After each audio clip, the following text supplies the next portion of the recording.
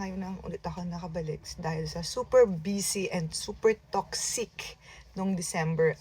Sorry guys, meron akong pimple dito sa gitna pa talaga sa may banda ilong. Next kong i-share sa inyo, etong makeup na to, matagal ko na tong gusto bilhin. Actually, dadalawang isip pa ako sa kanya, pero may nagsabi na worth it daw ito. That's why binili ko na siya, hindi na ako nagdadalawang isip. Nung payday sale, talagang binili ko na siya kasi nakita ko talaga, eto na yon. Ano na to, sign na to na kailangan ko siya bilhin. Charan! Ang flower nose. So, yung flower nose, Swan Ballet ang kanyang edition. Swan Ballet edition siya. So, packaging na packaging pa lang guys. Ang ganda-ganda yan, oh. Ganda. Ganda. And set na tong binili ko para makita naman natin kung worth it ba talaga yung price niya, di ba? Binili ko guys tong set kasi may mga free na siyang kasama. So, mas nakakamura ko compare sa pa isa-isa. Binuksan ko na to kanina.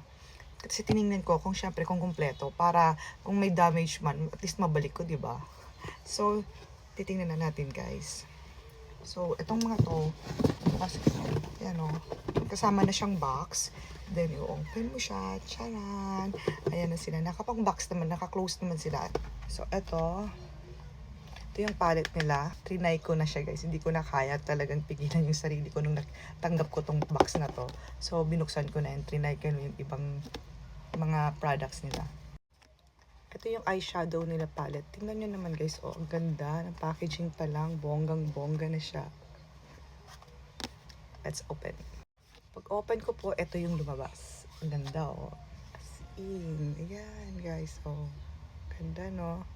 Ito yung kanilang gift set 3. Number 3 to sa kanila. Set. Nakaset na siya, guys. Ayan, ganda. Parang sayang gamitin. Kasi ang ganda-ganda niya. Packaging pa lang. Yan. Ito yung eyeshadow nila. Set 3 to guys. Ayan o. Super ganda. Ito naman yung pangalawa. Tara, ang ganda-ganda niya. Tingnan nyo naman. Ito naman yung blush. Kasama sa set to na binili ko. Yan. Hindi ko pa to na-try guys. Hindi pa to yung nasa cheek ko.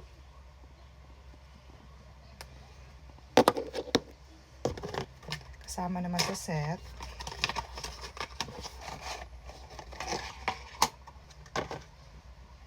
Ang ganda, oh.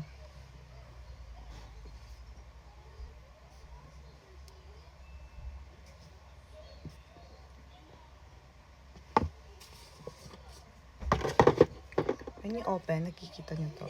Yan. Oh. Cute. And super nice. Ganda. Alam ko, maganda daw to, sabi nila. Nakita ko rin ng mga reviews niyan. Next. Ito naman ay ang kanilang lipstick. Lipstick. Ganda.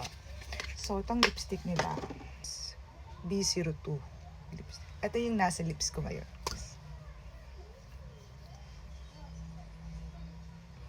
B02. Ito yun. Ganda.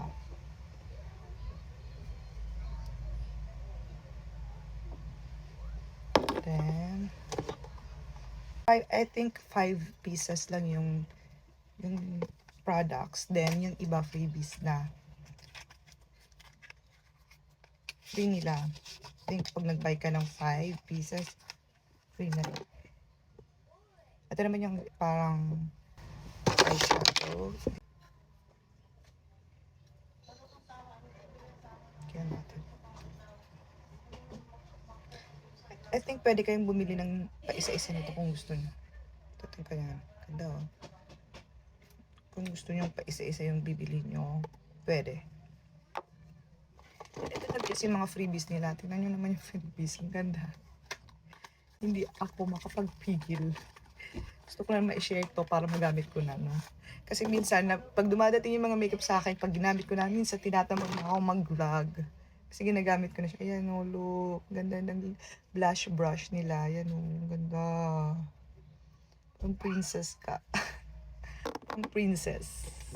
This one, may ribbon din kasama, guys. Ang ganda. Para na to sa daughter ko.